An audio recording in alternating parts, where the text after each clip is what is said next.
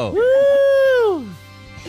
Exciting times. Welcome to Mornings with Matt, personal and professional development training that connects the art of acting with critical life skills and self-mastery. Presented by the Deering Acting Studio. Alrighty, good morning, everybody, and welcome to Mornings with Matt. It is 7:10 in the morning, which means we did not get started at 7. Shame, know your name. We had a little tech issue with one of our drives here, but skipping beyond that, let's get right to our guest today. We've got Miss Kate Bradley here. Hello, Kate. Oh, hi. How are you? Oh, you know what? Life is good. Happy to be alive. How about yourself? Great. So tell us a little bit about you before we dive into the acting world here. Yeah, so I'm new to acting. I just got signed with an agent last month, and it's something that I've kind of always wanted to do. Mm-hmm. But I'm just getting started with it. And of course, COVID is like the perfect time to do it because there's so much going on, right? Yeah. So did you use COVID as an excuse sort of to double down on the skills? It was something on my list to do this year anyway. Okay. So I'd already kind of been thinking about it, and the time kind of opened up anyway. So it was like, perfect. Now's the time. We got to strike. That's right. So what else do you do? What are you doing besides acting? So in my full-time career, I'm a lawyer. Okay. So I used to have my own business for 6 years, and now I'm with a pretty big-sized law firm. So that's sort of my regular job, if you will. Sure. What kind of law do you practice? I'm curious. So I do estate planning. Okay. So I help people with wills and trusts. We spend a lot of time talking about death. Yeah, I know all about that. It's really scary when you have to meet and talk about it. But that's why we need people like you to walk us through that process. Yeah, I love what I do. I mean, it makes for some really interesting conversations. Yeah. And I think it's kind of molded my personal journey over the last few years and kind of the different things that I've been doing just because of the things that I hear from clients who have lived it. Yeah, interesting. So tell us like one example of that, because it sounds like what you're talking about which is a huge part of what we do and believe in, is attacking fear. So is that kind of what you're talking about? Is just like realizing you don't want to have regrets and let's attack the things I'm afraid of? Yeah, it started out for me, I think, much smaller than that. I don't think I went into the whole process thinking like, heck yeah, I'm going to start doing really wild stuff, which is what I do now. It started out really small, and it kind of built up over the years until I finally got to the point where I am now. I'm a huge adventure seeker. So I really love doing, big, wild, crazy things. I've gone bungee jumping, and I've gone skydiving, and I've gone dog sledding, and, all of these crazy things. But I didn't start here, so. Right. And I think, again, that was a lot of kind of talking with clients and hearing other people, not just clients, but other people's stories about where they were in life, where they had regret, and then kind of building into it. So for me, it actually started with, I think it's been about 7 years ago now. Rather than doing like a New Year's resolution, where someone says, okay, by the end of the year, I'm going to lose 10 pounds. Mm-hmm. So, to me, I didn't really like the idea of something like that because I feel like you either win or you lose, right? You either did it or you didn't. Yeah. And that ends up your whole entire year. So instead, I went through and kind of started picking themes for my year. And whatever that theme was, I just tried to make sure that whatever I was doing throughout the year was intentional, and that it was focused on whatever that specific thing was. So for the first year, it was my year of organization, just simple as that. At the time, I had a 3-year-old, I had a 1-year-old, and I was pregnant. Okay. So, So organization is king in that world. Yeah. Totally not organized at all. I felt really overwhelmed. I mean, just like my day-to-day life was a lot. I mean, I kind of felt like I was a real champion if I got up and I took a shower. Yeah. That was a big deal. So I felt like there's so many things in my life right now that I can't control. I'm going to focus on those things that I can control. And it was just really basic. What are the things around my house that I can kind of pull together? I can start getting organized. I can start to feel like I have some control over my life. Mm-hmm. So I spent a whole year focusing on just that. And it was little things, you know, it was going through the closet, picking out all the stuff that didn't fit anymore and getting rid of it or donating it. I have what I call the battery drawer. So I used to have batteries, you know, all over the house. There were some in the kids' room. There were some in my desk. You know, they were all over the house. Why not have them in one place? Because then I could figure out whether I had the battery I needed. So those little steps, you know, all throughout the year was kind of what started it. Have you studied minimalism at all? Has that been something that you like tapped into at all throughout your journey? Yeah, I would say so. It's something that I've explored. It's funny, at the time, I had never heard of Marie Kondo, who is, you know, one of those big names in minimalism, but I was Marie Kondoing the crap out of my house. Yeah, exactly. My wife is a huge proponent of that, and she's completely renovated our house in a way that we organize and whatnot, and she's always looking for, you know, ways to clean and kind of get things to be simpler. Because the idea, and this is for everybody to hear here, you can take this as two ways. You can say, I'm going to go into my closet and then I'm going to lose a bunch of clothing, which sounds negative. Or you could say, I'm going to gain a bunch of time by not staring at the clothes that I know I'm not going to wear anyway and wasting 20, 30 minutes of my day every single day knowing that I'm not going to wear it anyway. Like, why would I not gift that to somebody else, let that go out in the universe and do what it's going to do, and then just sort of simplify my life. So that's a huge part of just like organizing your life. I think that's really, really important. That's super cool that you went through that. So that was year one, was organized. That's amazing. You know, what's crazy is that's chapter, is that chapter one? No, chapter one's get out there. Chapter two in my book. So chapter one is like decide to get started. Chapter two is get organized. Love it. Because it's like you got to do that first, you know, like organize first, and then we can move forward. Okay, great. So you hit up let's call it chapter one, or your, you know, year one is get organized. Then what came from there? So then my next year I call kind of the year of technology. But really, I think it was kind of this idea of working smarter.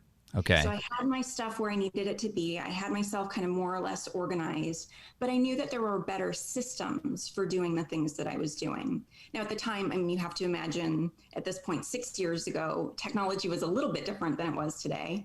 But I was discovering things like online grocery delivery or using things like auto pay. I was starting to unsubscribe from a lot of the emails that I was getting, so I wasn't getting that, you know, clutter coming in all the time. And then I decided to digitize my entire life. So all of the photos that I had, because I'm old school, I had lots of the, you know, digital, or, you know, the printout photos and stuff. Yeah. I scanned all of those. And then for my practice, in my law practice, I digitized everything. So I went completely paperless at work.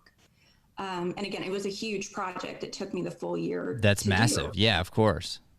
That's huge. So what you did actually was you minimalized or organized your sort of physical self. Then you did the same thing with your work self.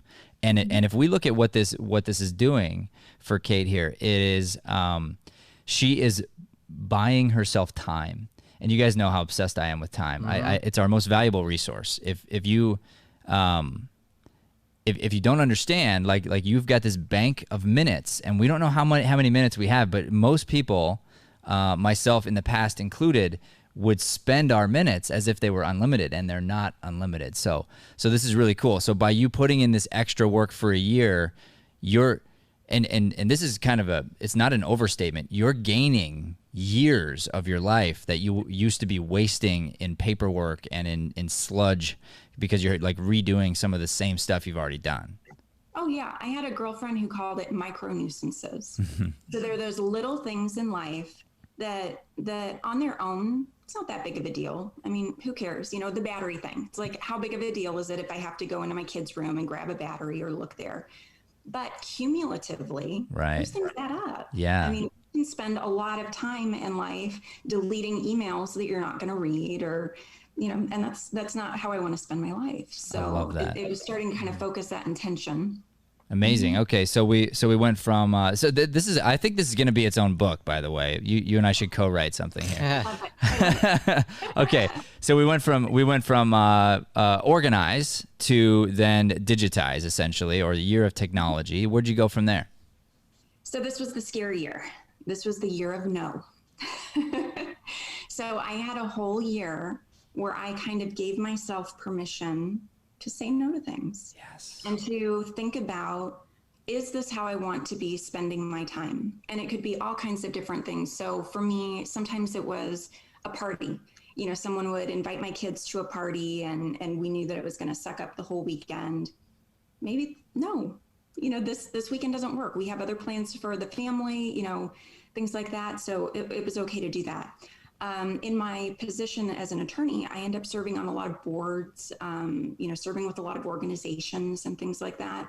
And so I really culled through the things that I was a part of and started dropping away from the things that I didn't feel extremely passionate about. Someone had once described to me this idea of the concept of a 10 moment. So on a scale of 1 to 10, how something makes you feel, where 1 is meh, 10 is like opening presents on Christmas Day as a kid. Yeah. Okay? So she was saying that the idea is that you want to find as many of those 10 moments as possible. You want to look through your life and find those moments that really make you passionate and make you feel excited. And then you want to push away those things that aren't quite there. And one thing that she mentioned to me that I thought was really interesting was that sometimes for you, if it's not a 10 moment for you, but you're doing it anyway, you're taking that moment away from someone who it might actually be a 10 moment for. Yeah. So for example, like I don't want to maybe serve on my PTA. So if someone asked me, sure, maybe I do it, you know, maybe a little bit begrudgingly. I do a great job, but you know, that's not really where my passion is. But if I'm serving in that and I'm only feeling maybe a 6, I'm taking it away from someone who's really feeling a 10. Yeah. You know, they could have that opportunity. They could run with it and make it this amazing organization. And I'm kind of stealing that away. Yeah. So that was kind of the mentality for the year. I love that. So an entire year's worth of just evaluating the word no. I have so much to say on this, but I actually want to just keep going because I'm kind of loving your year system here now. So we went from organized to technology to a year of no. What comes next? So even more difficult year then. It was getting over my own excuses.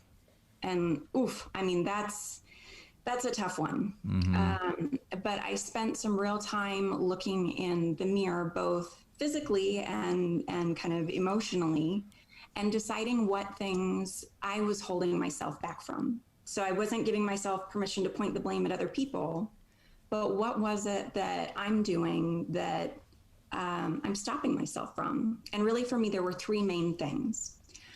So one was that I had been a ballerina when I was a very little girl, and it was something I was super passionate about and I loved, and I danced all the time. And of course, life, you know, evolved and I moved away from that. And at a point in life, you know, at that point, I decided, gosh, that's something I really want to do, but I'm too old, right? I mean, can you imagine me in like leotard and the tights? Of course I can. Yeah, no, there's no problem with that. I couldn't. So it was this whole moment of realizing, oh my gosh, I'm standing in my own way. There's no reason why I can't do this, but I'm creating this reason why I can't do it. Sure. So that was one. Another one was actually my weight. And you know, I want to be careful with my message here because I don't want to send the message that, you know, you've got to be skinny or, you know, whatever. But for me, I mean, I realized that I'd had 3 kids. I'd gone through kind of a moment of self-acceptance and realizing, hey, I'm a little bit older. I've had some kids. My body's a little bit different. But also, I know I could do better. Yeah. It's not just the kids. It's also the fact that I had a donut for breakfast and I ate a chocolate chip cookie with lunch and I kind of had 2 dinners. You know, that's what's causing the problem. And I needed to kind of own up to that and be realistic about it. And then the third thing for me was going back to school. So I already have my law degree, but there was kind of the secondary degree in law that I wanted to get. And it had always been something kind of in the back of my mind. But I always had this feeling of like, again, the time's passed and I'm too busy. I already have a full-time career. There's no way that I can do this. But I had this epiphany. Why can't I? Why can't I? Who says I can't? I'm the one who says I can't, but nobody else is standing in my way. So that was a huge year for me. I think probably out of all of them, that was the biggest one, because it was me realizing I'm doing this to myself. Yeah. The life that I'm not living isn't because of anybody else. It's because of me. Yeah, you know, you guys know that this is one of my messages, and I know you're going to relate to this, Kate. I sometimes, it just depends on the person, but sometimes I think we need jarring language, and so I use jarring language with myself quite a bit, just so that I can be honest. And one of the things I love to say is, it's your fault.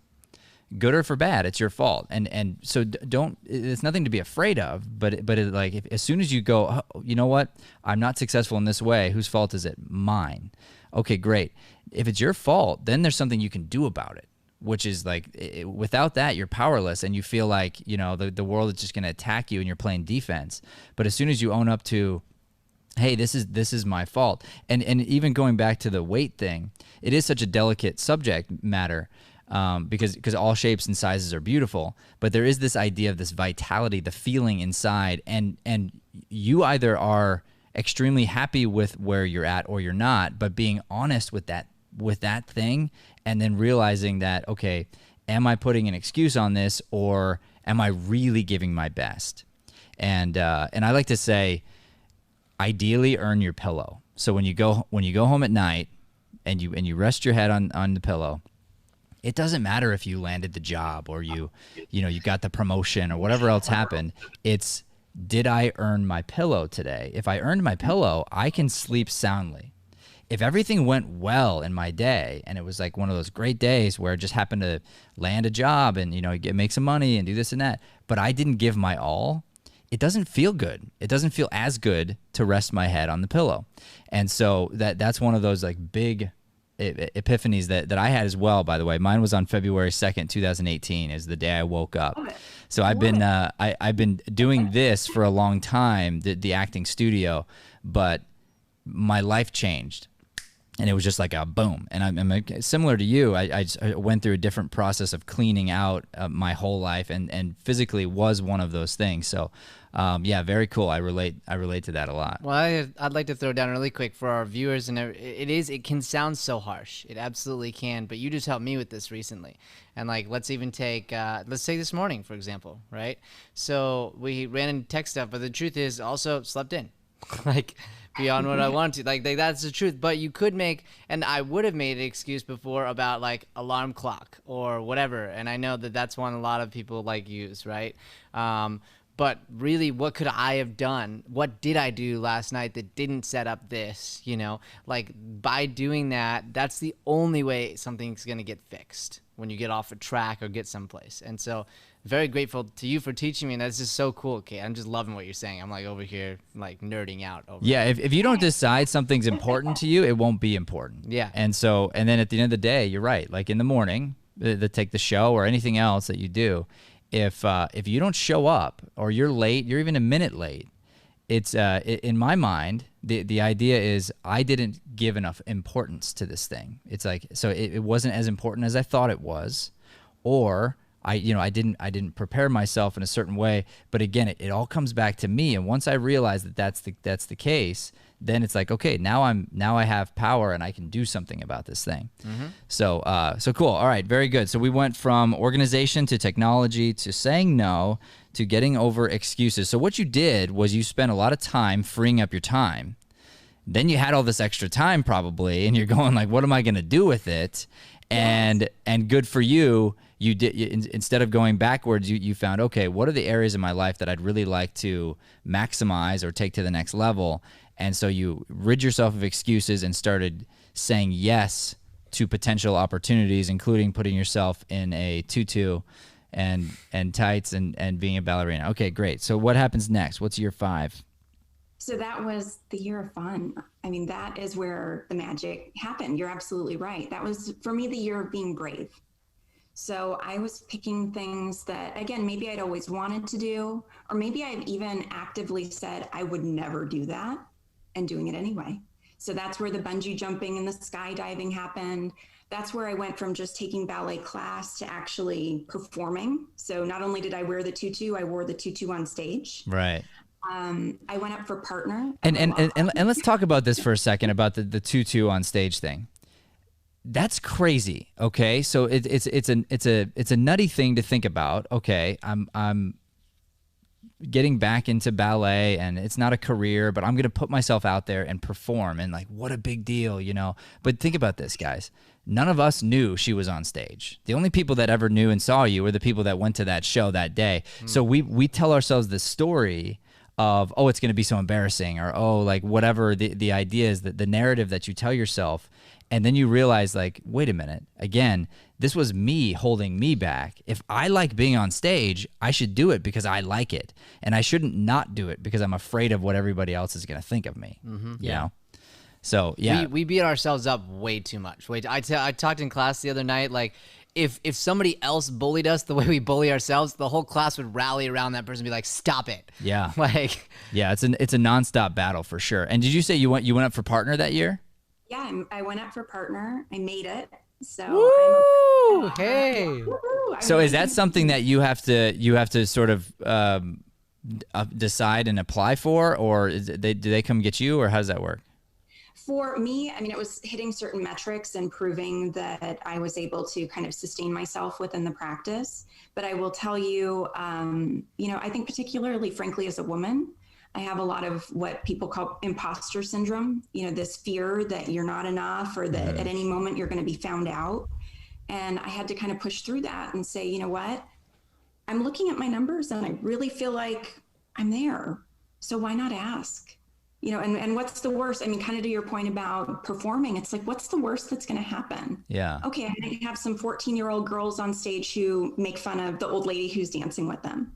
Okay, that sucks, but then what? No? Yeah, that's right. And then what's the best that can happen? And it's like, hey, I could impact the lives of some 14-year-olds, and I can, you know, I can show them that, hey, you're never too old to do this and to keep following your dreams. And no matter if you become a professional ballerina or not, this can be a part of your life for forever. I mean, there's so much good that could come. So I like that too. Like, if you weigh out the pros and cons, you're like, okay, I should be doing this. Like, it's a no-brainer. Right. Yeah, that's really, really cool. And then think about this, guys. So her year of fun involved work. It involved going up for partner. It involved more work. Yeah. Right? Because going up for partner means you have to be better. You have to really know your numbers. You have to be even more organized, etc. But so fun. Oftentimes we want to separate the idea of fun from like what we do for our work. And the truth is they don't have to be separate. As soon as you start to realize, like, oh, wait a minute, I love what I do. Like, this is really cool. I deserve this thing. It'd be kind of fun to be partner. Like, that's kind of a fun thing to say I'm a partner. Boom. And that comes in the year of fun. I think that's really cool that's where that landed. Yeah. 100%. No, I agree. And being brave, you know, and taking that risk. Yeah. That's fun too. I mean, you can look at it as a really fearful thing and something that you should avoid. Or you can say, you know, what would be really cool is if I just went and did it. You know, what if I did this wild thing? I went and I climbed a mountain by myself. So when I was really young, my dad would take me out and we'd climb the 14ers in Colorado. So the 14,000 foot mountains. And it was something that's always been a great memory for me and I always enjoyed. And again, it was one of those things, why not? So I went out and I hiked. My first one was Mount Humphreys. And I said, I'm going to do this by myself. No, I'm not going to be reckless. I'm not going to be stupid. You know, I went and I got the equipment that I needed and made sure I had the gear and people knew where I was and stuff. So I was safe. But there was this whole opportunity to, what if I went out and I was able to conquer this mountain all on my own? So and that's fun for me. I love that. Being scary. Yeah. And I like the analogy too of just conquering mountains. I've always loved that. So this idea of you climb a mountain, you look at the mountain and it can be scary. And then once you figure this out, that there's always another mountain, always. So however scary you think this one is, by the time you get to the top of that obstacle that's in your life, there's another one. I mean, it's never-ending process. But a lot of times we'll look up and we'll see the mountain, we'll stare at the top, we'll think about all the logistics of like, oh, what if? Well, like, what if this happened bad? What if that happened bad? And then we don't start. Versus if we say, well, instead of saying, what if this bad thing happened? If I go, what if the good thing happened? Okay. And then you start buying the equipment. And then you just take the one step forward toward overcoming that obstacle that's holding you back in life. And next thing you know, everything sort of opens up for you. Okay, wonderful. So I obviously you and I are on like the same path here. I freaking love your story. So we're going to keep going on this path here. And I'm just going to warn our audience right now, we are going to have Kate back if she will be another guest in the future to talk about acting stuff. But what we're talking about right now and her journey, her life is really, really important. So I'm going to stick on this. So number 6, we're on year 6 after fun. Yeah. So this was last year, and this was the year of unintentional failure. So, here I was riding high, had a great year, a lot of fun, being brave, doing all these wild things. And it seemed like for the whole entire year, everything I tried to do, not everything, but a lot of things that I tried to do just didn't pan out. So quick question. You didn't set that in the beginning of the year though, right? No. So had you set an intention for last year? I was kind of planning more of the same. I really wanted to just keep going with this brave feeling because I loved it. It was addictive. So it was like, well, let's just keep doing it. And, it's just going to get better and better and better. And I think last year was a really humbling year, realizing there's a lot of great things, but you're still going to hit failure just because you figure things out for yourself, get out of your own way, and all these cool things happen. It doesn't mean that you're immune to having negative experiences. Right. Okay. So tell me then, maybe if you don't mind, a couple of examples of the unintentional failures. Absolutely. So the big one was my hike in New Mexico. So I wanted to hike the tallest mountain in New Mexico, which is called Mount Wheeler. And so the first year that I attempted it, there was a fire. So the night before I was supposed to go out to hike the mountain, I ran into wilderness rangers coming down from the mountain, and they were like, yeah, we shut the mountain down. You can't go. And I was like, well, okay, just hypothetically speaking, asking for a friend, if I went ahead and did it anyway, what would be the consequence? And they're like, yeah, it's like a $10,000 fine at a minimum, let alone, the fact that you are going into a fire. Like, come on, don't be stupid. So, okay, couldn't do it. So I was going to do it again, and I got a guide. We went out in January. It was my first time doing kind of an alpine style hike. So I was wearing snowshoes and, really trudging through it. And there was an avalanche on a neighboring mountain 3 weeks before. And as we were kind of going through where we were supposed to be, the timing was that we were going to be coming through one of the most dangerous parts of the mountain at about midnight at the pace we were running. So it just wasn't safe. Yeah. So I was out there on the mountain. We were probably about halfway to the summit, and we had to turn around. And that was just such such an icky feeling. Here I was in my gear. I was ready to go. I was on the mountain. I could see where I was going, and we couldn't do it. We had to turn around. So what'd you learn from that? It was a growth experience, I'll tell you that. I mean, getting through this whole process of feeling like I figured it out. I've got the magic ticket. I found the silver bullet. The world is my oyster. And then you go, well, it's not. I mean, I'm still not any more in control of the world than I was before. I can control my attitude about it, though. There you go. Yeah, see, that's huge. And I love this too, because there's this idea of we think we're in control, and we're so not in control of certain things, but except for our reaction. We talked about that with Robert Farthing when he was on the show as well. Mm-hmm. And so we get to this mountain, we've done all this work, then there's a fire, there's an avalanche, and it's like, what is going on? Like, why is the world stopping me? Like, why is God stopping me? What is coming up here that's creating this new thing? Like, why do they not want me to do this thing, I guess, And you start asking yourself that question. Well, really, I believe it all comes down to our why. So if you think to yourself, why did I start climbing this mountain in the first place? Why did I want to go on this journey? What was it about this one, and what have I learned in the process? Because if you have a really strong why, the mountain actually doesn't matter. Getting to the summit doesn't matter. It's the process of being prepared, knowing that you could have, and what did you learn and grow on the way to that. And then what's really cool, I believe God does this for us, is you thought you wanted to get to the top of this mountain, and so you worked and prepared, and God's like, nope. And you're like, what, why? And he's like, dude, there's that mountain that you didn't even know existed. And I'm like, oh, okay, thanks. I didn't want to go there anyway. I wanted to go here. And how fortunate that you ran into those park rangers and you're still alive. And how fortunate that you had the intuition to hire a guide and that you're still alive, because you might not have known that instinct to turn around at that moment and whatnot, or you might have wanted to power through or something. And we're not supposed to power through. When God wants to stop the mountain, he's gonna cause an avalanche, right? that we don't, what are you gonna do? You versus the avalanche, you're gonna lose. Yeah, absolutely. And I mean, advancing that concept, I'll speak on your life.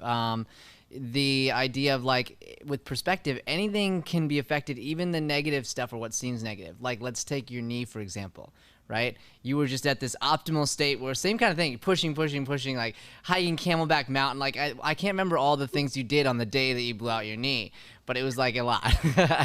And then... Yeah, I ran up and down Camelback. I set my new record for the mile, and then I was playing competitive basketball that night. And so I was really just pushing my body to the limit. And the truth is, I was, I guess I was probably wanting to just keep, like, I was feeling so good. I just wanted more. I was like that same addictive feeling. I'm like, oh, I want more. So I just kept, like, pushing myself to these limits, and then I hit the limit and snapped. And now it's been a year and a half. I haven't run, and I haven't gotten to hike these big mountains anymore. And talk about humbling. I mean, oh my goodness. I went from doing that and bringing like some of our high level clients and friends up Camelback and having deep conversations to I have to ask my friends and family and colleagues if they don't mind carrying my bag for me. I mean, it's like here to here, like overnight, and you just have to go, wow, like we can all die at any time. Anything can change for us at any time, and so to hold on to this idea of gratitude. You guys know, like, my thing is, anybody asks me how I am, my answer is always the same because it's true. And I wake up this way and I tell myself this and I believe it, that I am happy to be alive. I'm grateful for today because today is its own thing. And today doesn't get to be wasted. And any time, and you guys know this, I hold myself accountable to it. I actually asked Joey for help the other day. I was like, you know what? I got up early. I did my thing in the morning, but truthfully, I felt like 4 or 5 hours of today were kind of a waste. So please hold me accountable the rest of the week because that's not how I want to live my life. So if you see me just like running in place, kick me in the butt because I'm thinking to myself, dude, you could have been home. You should have been home. Mm-hmm. You should have been hanging out with your kids for 4 hours and like loving life instead of just like pretending to work and you weren't working. But this comes back to it being your fault and the idea of like being willing to admit when you're not perfect. Because if I were to tell myself, oh, I worked all day, well, that's a lie. Mm-hmm. I mean, I could make it true, but really, what did I do? Really? So then if I hold myself accountable to that, then I can improve, then I can get better. But without holding yourself accountable, you can't do that. Yeah. So yeah. And what's interesting is with the lies, then you tell yourself, oh, I worked all day, and then that becomes your ceiling even though it's not. Yeah. Right? So you say, oh, I worked all day, I got X amount done, and it's half as much as you did the day before. But if you say you worked all day, then you look at that and you're like, that's your new standard almost for your daily... Totally. What's going to get done. Like we ran into this yesterday, Joey. I was leaving the studio and I looked at you and I was like, all right, let's get focused. And you were like, me? Yeah. And I was like, yeah, you. Yeah. And you're like, wait, me? And I was like, yeah, me? you. Me? And I'm like, I'm not denying that you're here. Yeah. You're clearly here. But compare you, and this was yesterday, compare you today to the day before. Like you're nowhere near where you're capable of being. And then let's compare the last 2 days to the Valleywood week when we were just producing a movie at a super high level. and going, yeah, you can get focused. Like you can do more in the next 3 hours than you did all day if you make the choice. Yeah. And then you can have freedom at night because you zoned in. But if you don't zone in, if you don't get yourself into that state of being in the zone, which is a whole nother topic, but if you can get yourself to that place every single day, your life will completely change. I mean, you can do unbelievable things in a short amount of time. And then of course it matters what you do with your free time, because then that can always bring you backwards. But yeah, very cool. I love this. I love this conversation so much. So you ran into unintentional failures. This was an example of one of them. So what happened then? And I had another one too. So I had been in Hawaii and I wanted to hike again, the highest mountain in Hawaii.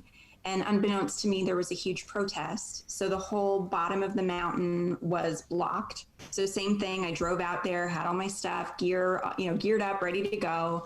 And there was no way I could even get to the starting point. What I did that time though, is I actually got out of my car, and rather than just turning around and going home, I'd never done it before, but I started talking to some of the people who were down there protesting and just kind of wanted to learn, kind of the background and the story of where they were coming from, which was tremendously eye-opening for me. Yeah. To hear that experience. So shifted my perspective, where I think the day could have just felt like, man, I didn't get to do what I wanted to do. What a bummer. Here I am learning from other people who have this long history of oppression and, difficulty in their own state.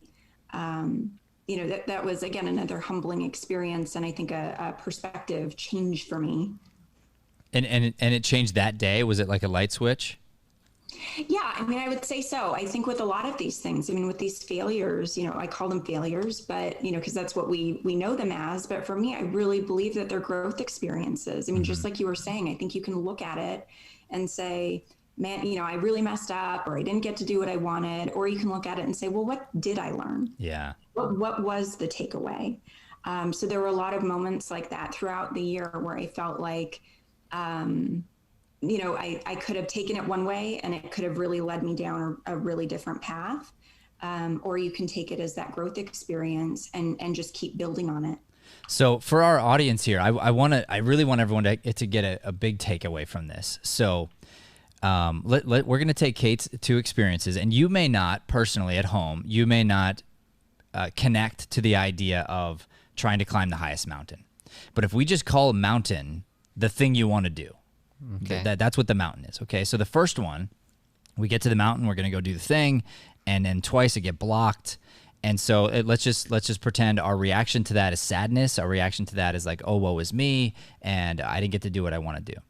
Then we get to the second mountain. We're in Hawaii, right? And we're going, okay, we're going to go do this thing. And if we don't understand like the importance of this, there's a lot of preparation that goes into climbing the highest mountain in wherever you are. Oh yeah. So there's gear, there's mapping it out. There's a whole set of planning for months and months to figure out how to accomplish this feat. So you've put all this effort into this thing, and then the thing doesn't happen. Okay, so let's take the actors, for instance. Let's say you put all this effort and thought and process into like getting an agent or something, and then it doesn't happen for you. In that moment, it doesn't happen. Okay. The second time, the difference though is Kate reacted from curiosity. And if you can humble yourself down, and instead of allowing yourself to feel those automatic, and you can feel like it's okay to be like, okay, I'm bummed I don't get to go up the mountain. Yes, 100%, that's great. But then open your eyes, and I how many times have I told you, Joey, like, hey, cool, this is true, let's acknowledge it, but it doesn't have to ruin your day. Yeah. It doesn't have to ruin your day. All the time.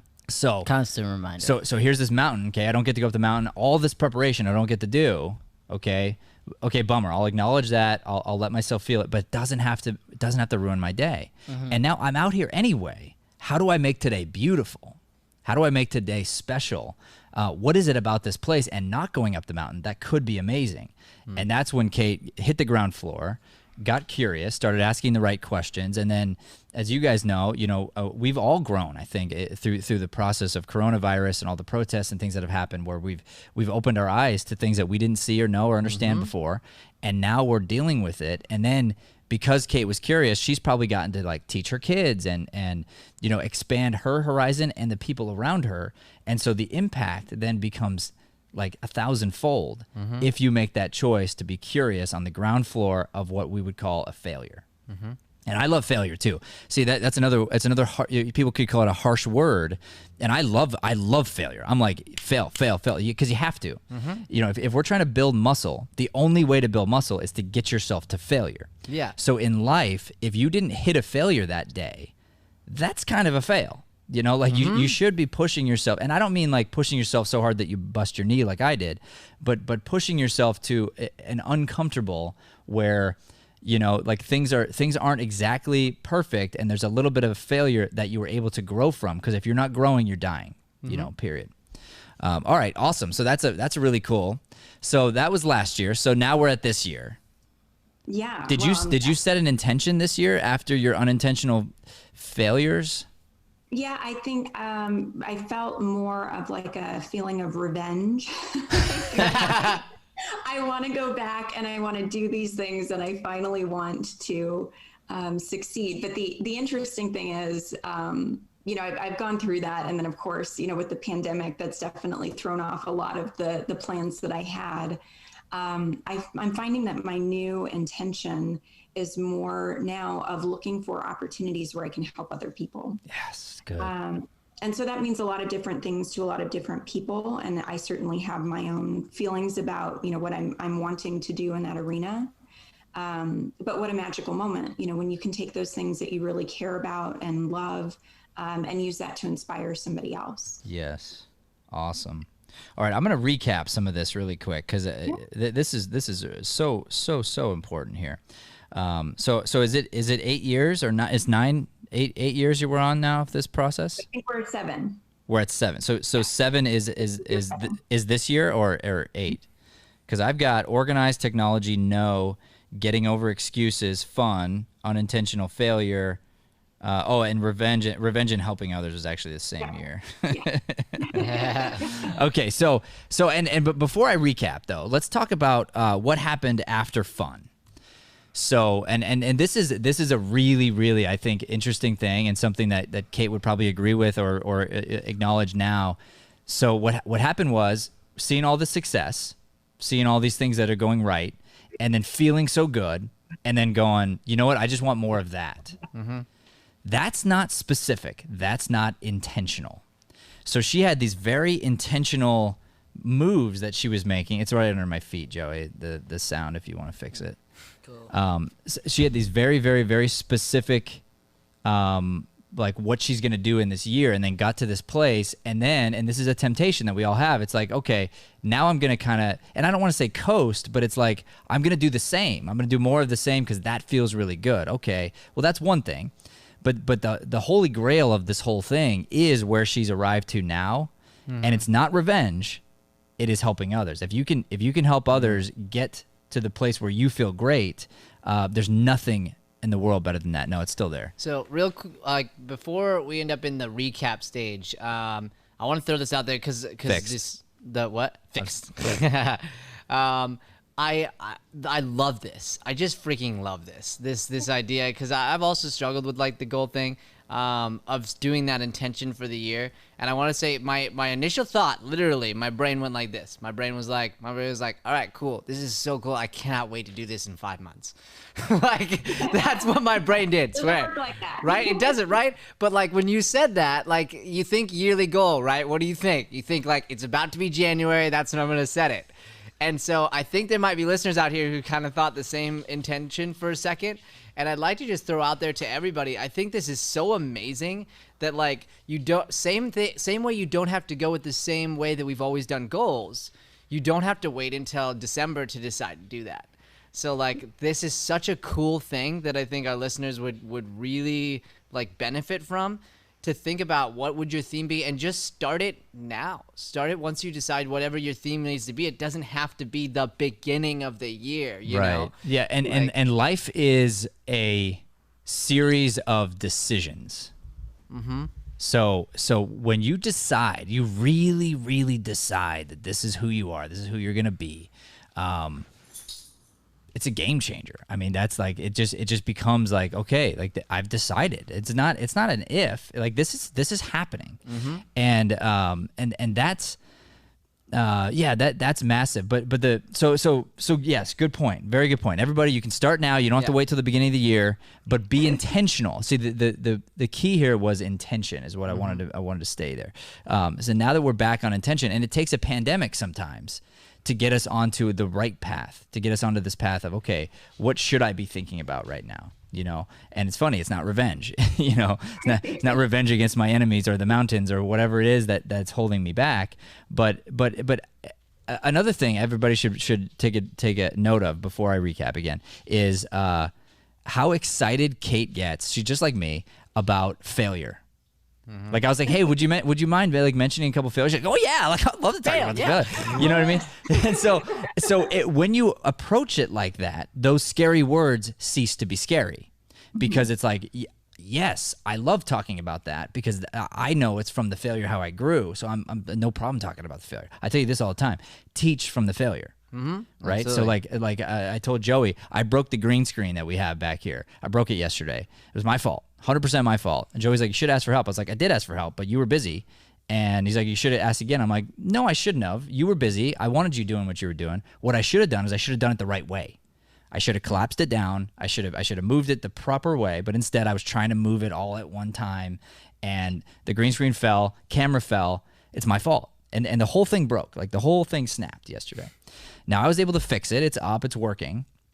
But I looked at that and I went, okay, cool. Failure. Then I told Joey about it. So now I'm admitting to it. I tell him the whole story, and I tell him why it happened. Then I say, okay, cool. Now I want to teach you this, and I want you to teach other people this so that other people can learn from my failure, and they don't have to do the same thing, and they're not going to ruin our stuff.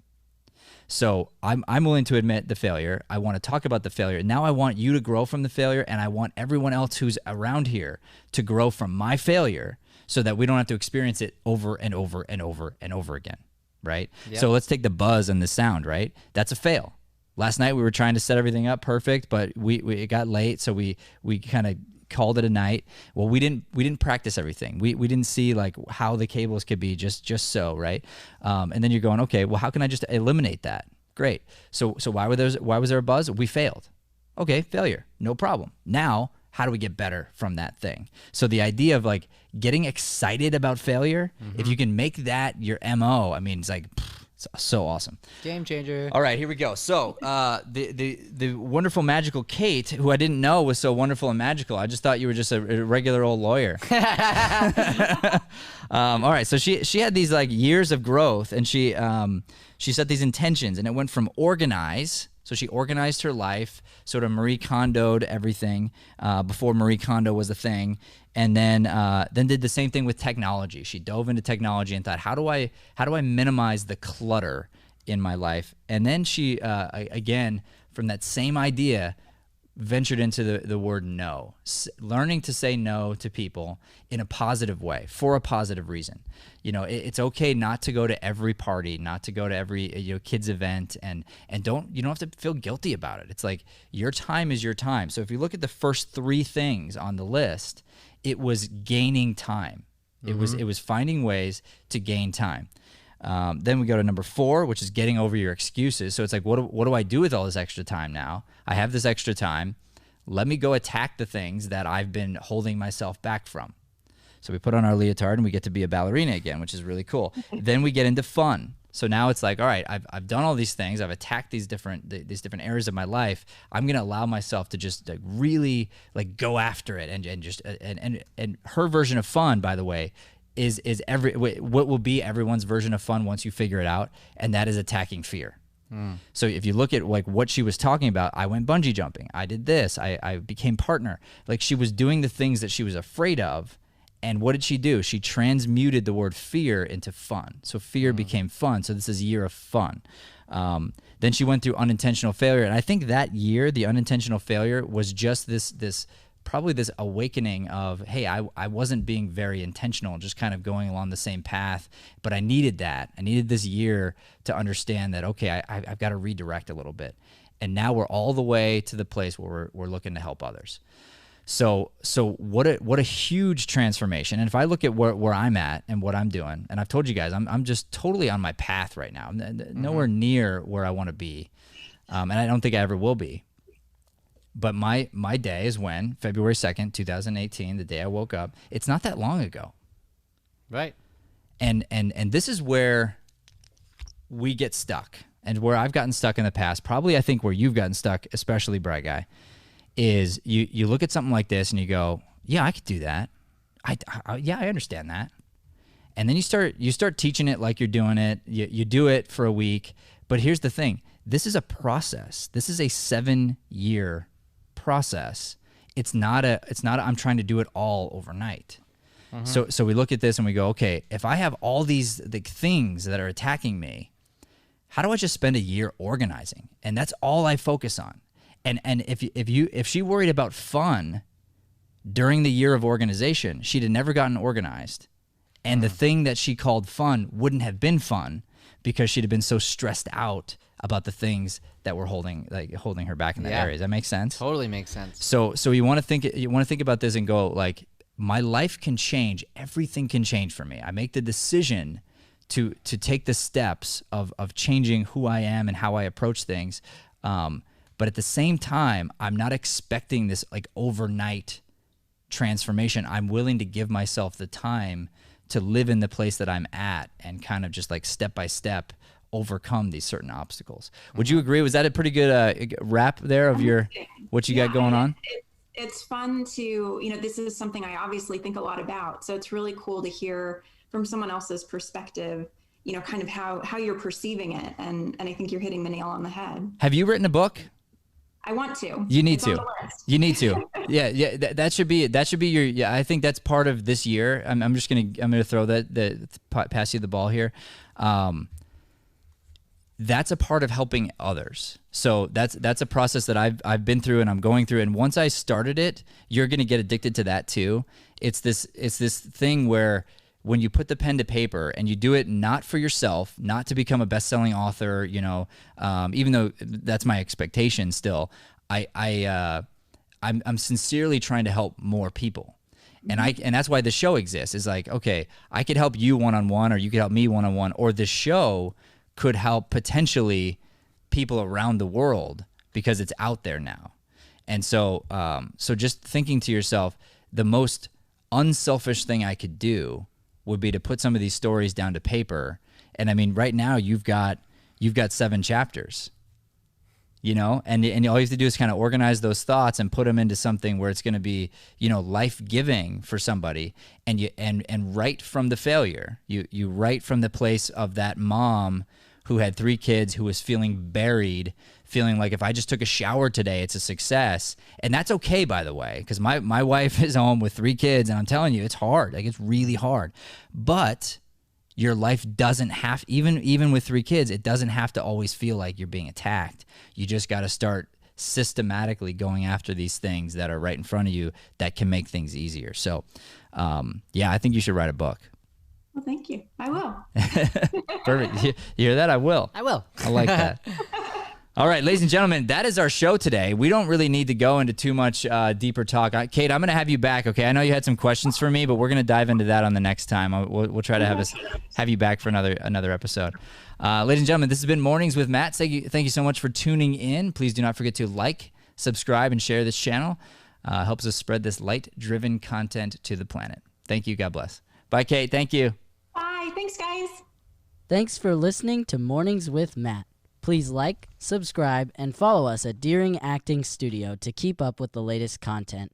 For more information on classes, private lessons, or professional development coaching, visit www.deeringstudio.com. Have a Deering day, everyone.